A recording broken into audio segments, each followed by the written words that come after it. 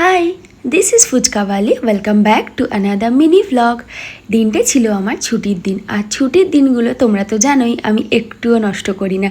সকাল সকাল রেডি হয়ে আমি আর মা দুজনে বেরিয়ে পড়লাম বাজার করব বলে। বাজারে গিয়ে দেখি ইলিশ, আহা তা দেখে না কিনে কি আর থাকা যায়। সব থেকে বড় ইলিশটা কিনে নিয়ে রওনা দিলাম বাড়ির পথে। আবার বাবা একটু সাদা আলুর তরকারি আর লুচি খেতে চেয়েছিল, তো সেটারও প্রিপারেশন শুরু করলাম।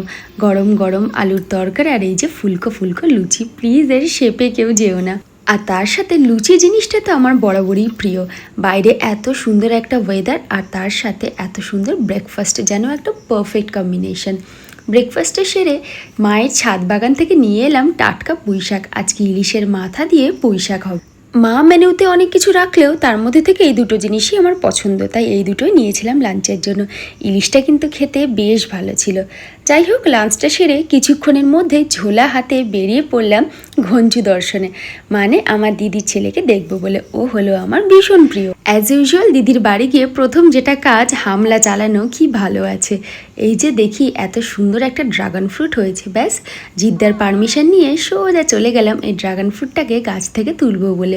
আর ড্রাগন ফ্রুটের এই রেড যেটা থাকে না, এটা কিন্তু খেতে ভীষণ ভালো হয়, সাদাটার থেকে বেশি মিষ্টি হয় এটা। যাই হোক, এই যে দেখো আমাদের গুণধর ঘঞ্চুকে স্লেট আর চক দেওয়া হয়েছে, দেখতেই পাচ্ছ ও পড়াশোনা বাদে বাকি সব কিছু করছে। যদিও ওর বয়সে আমি বই খাতার ধারে কাছেও ঘেঁচতাম না। একটু পরে দেখলাম জিদ্দা আবার নিয়ে এলো গরম গরম চিকেন পকোড়া আর তার সাথে কফি। যেন একটা পারফেক্ট দিন কাটালাম। Thank you for watching, bye. দেখা হবে নেক্সট ভিডিও।